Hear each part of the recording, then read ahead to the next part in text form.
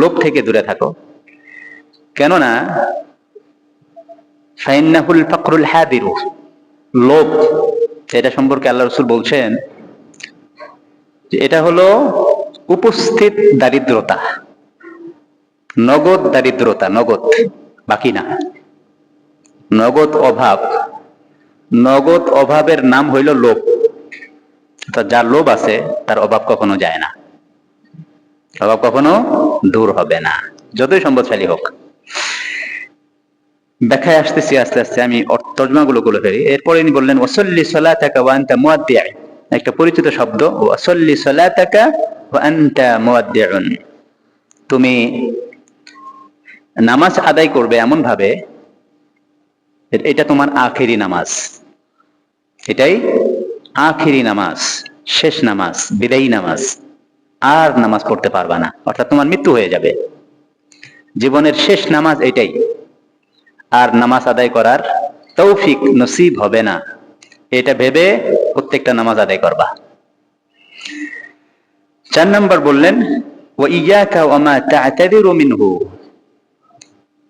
তুমি কাউকে এমন কথা বলো না, কারো সঙ্গে এমন আচরণ করো না যার জন্য পরবর্তীতে তোমাকে অনুতপ্ত হতে হয়, ক্ষমা চাইতে হয়, ক্ষমা চাইতে হয়, লজ্জিত হতে হয়, এমন কথা বা এমন আচরণ কারো সঙ্গে করবে না। চমৎকার 4টা নসিহত, তাই না? আল্লাহ রাসূল সাল্লাল্লাহু আলাইহি সাল্লামের প্রত্যেকটা উপদেশ, প্রত্যেকটা নসিহা আমাদের জন্য, আমাদের জীবন পরিবর্তনের জন্য যথেষ্ট। প্রত্যেকটা উপদেশ আমাদের জীবনকে পরিবর্তন করে দেওয়ার জন্য যথেষ্ট, খারাপ মানুষগুলো ভালো হয়ে যাওয়ার জন্য যথেষ্ট। সাহাবায়ে কেরাম রিদওয়ানুল্লাহি তাআলা আলাইহিম আজমাইন, আইয়ামে জাহেলিয়া, অন্ধকার যুগ, যে অবস্থা ছিল, মানুষ অন্য মানুষকে মানুষই মনে করতো না, মানুষের মতো কোনো বিহেভ তাদের ছিল না, চিন্তা ছিল না, মানুষ হিসাবে তার সঙ্গে কথা বলা, আচরণ করা, এগুলো তাদের মধ্যে ছিলই না। জোর জবরদস্তি, জুলুম, অবিচার, ক্ষমতার অপব্যবহার, নির্যাতন, তাচ্ছিল্য করা, মানুষকে দাবিয়ে রাখা, এই ছিল তাদের স্বভাব। বিত্তশালী মানুষগুলোর কাছে দরিদ্র মানুষ তো মানুষই না, পশুর চাইতেও নিম্ন নজরে তাদেরকে দেখত। কথায় কথায় মারামারি, গালিগালাজ, কেউ কাউকে সহ্য করতে পারত না। দলীয় শত্রুতা, পারিবারিক শত্রুতা, ব্যক্তিগত শত্রুতা, যেটাই হোক, চরম পর্যায়ে পৌঁছে যেত।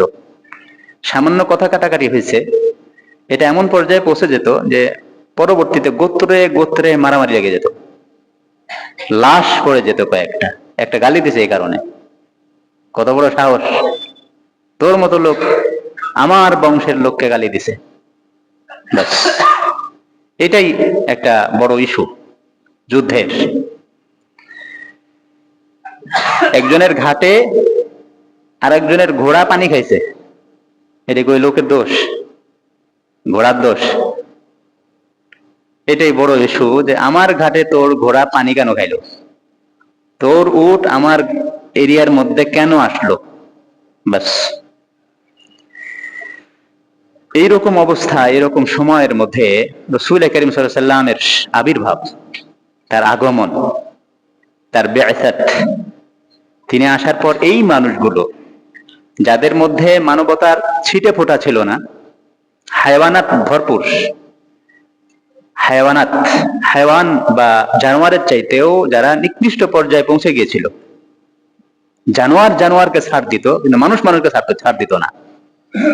এরকম অবস্থায় রাসূল করিম সাল্লাল্লাহু আলাইহি সাল্লামের সোহবতে এসে সাহাবায়ে কেরামের চরিত্র কেমন হলো, তাদের জীবনের মোড়টা কিভাবে পরিবর্তন হয়ে গেল, চুম্বক আকর্ষণের মতো আকৃষ্ট হয়ে রাসূল করিম সাল্লাল্লাহু আলাইহি সাল্লামের প্রত্যেকটা কথা অন্তরে ধারণ করে, প্রত্যেকটা নসিহা অন্তরের মধ্যে গেঁথে নিয়ে আমল করে তার জীবন পরিবর্তন করে ফেললেন। জাহান্নামী মানুষগুলো জান্নাতি হয়ে গেল, গুমরাহ মানুষগুলো শুধু হেদায়েতের পথে তারা চললো, বিষয়টা এরকম না, আমাদের জন্য পথ প্রদর্শক হয়ে গেল।